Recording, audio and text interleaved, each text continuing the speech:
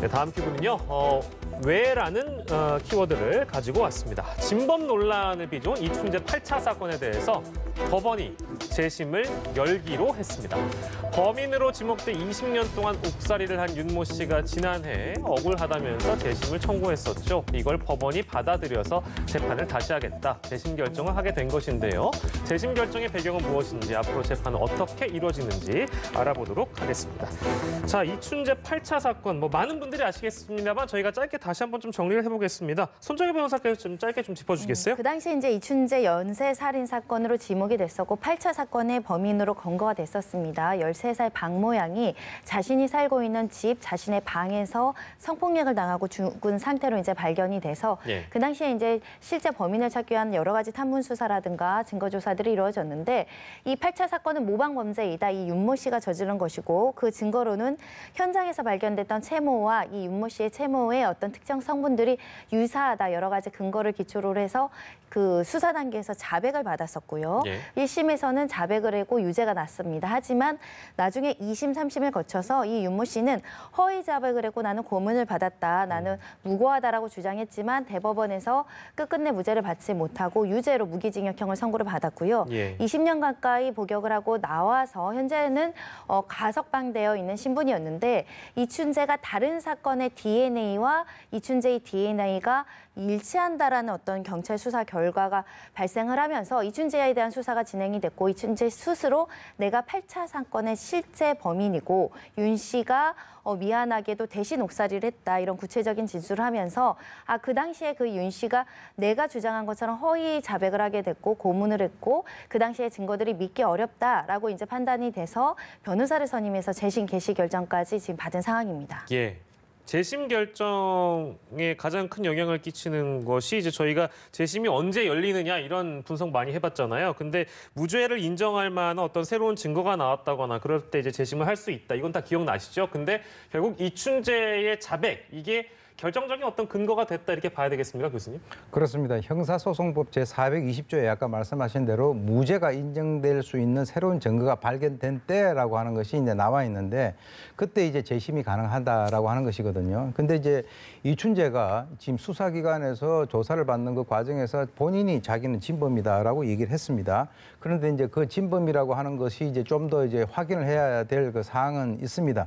지난번에 생각이 나시는지 모르겠습니다만은 경찰에서 이 관련되는 그 채모를 국립 기관에다가 요구를 했는데 거기서는 그 허용을 하지 않았죠. 아마 그걸 미룬 것도 아마 재심 때 하려고 하는 것 같은데 일단 이제 이런 여러 가지 것들을 종합을 해봤을 때 진술의 신빙성이 인정이 된다라고 하는 그 재심 결정에서의 중요한 사유가 되고요. 그리고 이제 무엇보다도 진범이 나타났다. 자기가 스스로 이제 자백을 했다라고 하는 것이고 또 하나는 국립과학수사연구소에서 중금속과 관련돼 가지고 그때 심각한 감정 오류가 있었다라고 하는 것이 또 하나 있었죠. 그리고 이제 무엇보다도 중요한 것이 바로 이제 8차 사건에 지금 어떤 억울한 누명을 쓰고 있다라고 하는 윤모 씨의 수사 과정에서 불법 체포 감금 그리고 가혹행위가 있었다라고 하는 그러한 여러 가지 정황들이 지금 나오고 있다는 거죠. 그렇기 때문에 지금 이번에 이제 재심이 결정된 것은 다른 사건들에 비해서는 상당히 의례적으로 굉장히 빠른 시간에 결정이 됐다라고 볼 수가 있습니다. 손정혜 변호사께서는 이 사건에 대해서 이 8차 사건과 관련돼서 재심 결정이 내려진 게 좀 이례적이다 이렇게 보십니까? 이례적이진 않고요. 당연히 이렇게 이루어질 만큼의 어떤 새로운 증거도 발견이 되어 있고 그 증거도 굉장히 믿을 만한 증거라고 보이기 때문에 당연히 재심 개시 결정이 나오는데 종종 이제 형사 피고인으로 처벌받았던 사람들이 재심을 신청하고 싶다라는 사람 많습니다. 굉장히 많은데 재심 개시는 굉장히 극히 일부만 온다는 것은 그만큼 과거에 확정된 판결을 뒤집고 새로운 증거가 나타나는 것이 실상 거의 없다. 그리고 과거에 고문과 가혹행위가 있을지언정 그걸 본 사람들이 별로 없고 증거로 남아있지 않기 때문에 허위로 자백을 하거나 고문이 있었다는 사실을 밝히기가 굉장히 어렵다. 그래서 통상 재심 결정 같은 경우는 과거의 정권 차원에서 기획적으로 고문해서 여러 가지 이제 피해자를 양성한 과거사 사건들이 있습니다. 그런 것들은 과거사위원회나 이런 것들을 통해서 조사가 이루어지고 그러다 보니 상당한 근거를 가지고 이제 재심 개시 결정까지 받아내는데 있는데 한 명의 국민이 억울한 피해를 입었고 이렇게 재심 결정까지는 굉장히 사례가 드물 정도로 이례적이지만 예. 공교롭게 또는 아주 뭐 어떻게 보면 그 윤모 씨에게는 행운인 거죠.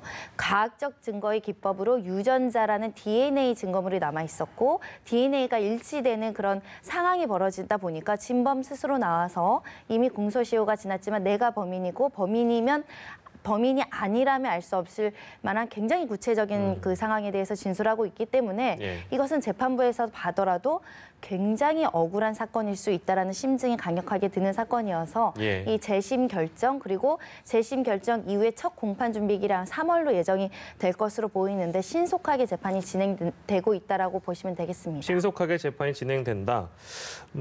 절차상으로 보면 그러니까 일반 공판 절차랑 동일하게 진행되는 건지도 궁금하고 이 결론이 그러면 빠르면 올해 안에도 나올 수 있어요? 가능할 수 있습니다. 일단 3월에 있는 공판 준비기일에서는 그러면 검사는 어떻게 입증할 것이고 변호인은 어떤 증거를 신청할 것인지에 대한 입증 계획을 물어볼 것으로 예상이 되고요. 네.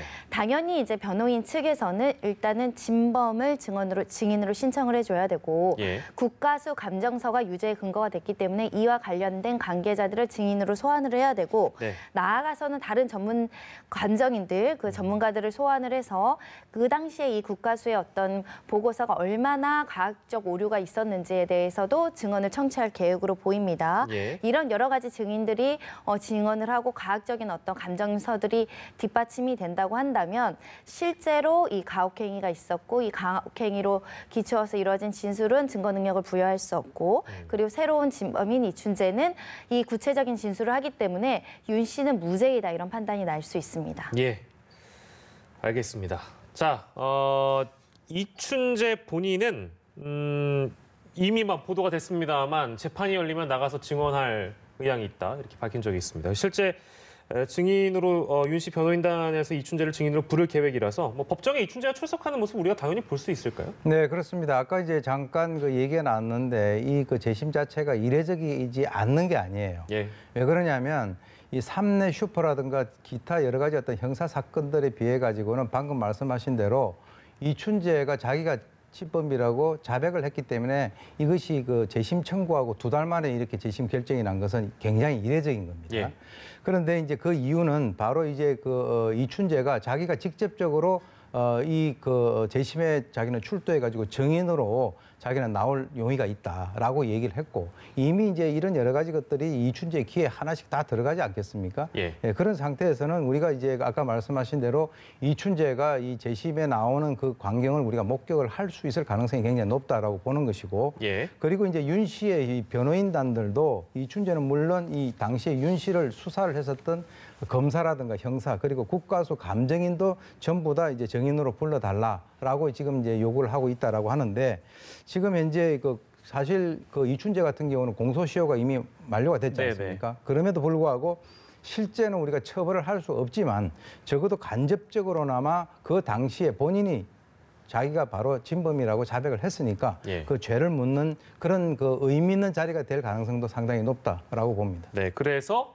특별법 제정하자. 특별법 제정해서 이춘재 처벌하자. 뭐 이런 움직임도 있는 것 같습니다. 이건 어떻게 보세요? 좀 가능할까요? 형벌은 이제 불소급의 원칙이라고 해서 불리한 입법을 소급해서 적용하는 것, 특히 형사법 분야에서는 대부분은 위헌이라고 판단이 나오기 때문에 실제로 이춘재를 형사법정에서 처벌하는 것은 소급 입법의 문제가 발생해서 좀 어렵지 않을까 생각이 들고요. 예. 하지만 이렇게 지금 재심 사건에서 증언으로 진술을 청취한다거나 조사에 계속 받는다고 하다던가 그리고 가석방 기회를 완전히 박탈시키는 것 정도로도 이제 정의를 어느 정도 실현할 수 있기 때문에 소급 네. 입법은 좀 현실적으로는 위헌 소지가 있습니다. 예, 전문가들도 많은 분들이 뭐 위헌 소지가 있다 이런 지적을 하는 모양이네요. 정치권에서는 이제 이 특별법에 대한 논의가 좀 있는 모양인데 전문가들의 의견은 그렇고요. 자, 마지막으로 뭐 사실 이제 이 재심을 통해서 무죄를 선고받게 된다면 윤 씨에게는 이제 가장 이게 중요한 사안일 수 있겠습니다. 20년 동안 이 억울한 옥살이를 한 게 돼버리니까요. 이런 거에 대한 어떤 보상 문제는 어떻게 해결이 되나요, 교수님? 그것이 이제 형사 보상금 제도가 있습니다. 그러니까 무고하게 형사 처벌을 받은 그런 그 피해자들에게 국가가 지급을 하는 것이죠. 예. 그래서 이제 그 사법부의 최종 그 무죄 결정만으로서 우리가 받을 수가 있는데, 그럼 이건 어떻게 산정을 하느냐? 구금 일수가 있을 거 아니에요. 그러니까 하루당 그해 최저임금법에 따른 일일 최저임금액에서부터 최고 5배까지 한도 내서 재판부의 재량에서 결정을 한다라고 하는 것인데, 그래서 이제 지금 보게 되면 구금의 종류 또는 기간, 그리고 이제 구금 기간 동안에 본인이 입었던 여러 가지 재산상에 있어서의 손실이라든가 또는 정신적인 고통, 신체 손상, 그리고 경찰, 검찰, 법원에 있어서의 고의 또는 과실에 따라서 여러 가지 어떤 그 보상액을 정하도록 되어 있습니다. 그래서 지금 이제 예컨대 아까 3인조 사건에 대해서 보면은 그게 형사보상금 지급에 있어서의 그 대표적인 예인데요. 그 당시에도 뭐 구금 일수 하루당 24만 1,200원으로 계산을 해가지고 지급을 한 적이 있거든요. 그래서 이제 이것을 기초로 해가지고 우리가 윤 씨에게 어느 정도 보상금이 갈 것인가 한번 그 계산을 해보면 이제 구금 일수 일일당 최대 33만 4천 원을 만약에 이제 5배를 적용을 한다라고 봤을 때 이 복역 기간 19년 6개월에 대한 구금 일수를 우리가 하게 된다면 5,148일이 나옵니다. 그러면은 최대 약 17억 원 정도까지 받을 수 있는 가능성이 있다라고 한다면 지금 이제 아마 국민들의 관심이라든가 이런 것들이 아까 말씀하신 대로 바로 이윤 씨에 대해서는 이 형사 보상금이라고 하는 것이 실질적으로 지난 잃어버린 그 세월을 보상해 줄 수 있는 유일한 방법이기 때문에 그와 연관돼서는 뭐 이 정도의 어떤 형사 보상금이 나오지 않겠는가라고 예측을 해볼 수가 있겠습니다. 예, 보상에 대한 문제까지 저희가 짚어봤습니다. 오늘은 두 분과 함께했습니다. 손정혜 변호사, 오윤성 순천향대 경찰행정학과 교수와 사건 큐브 함께했습니다. 두 분 감사합니다.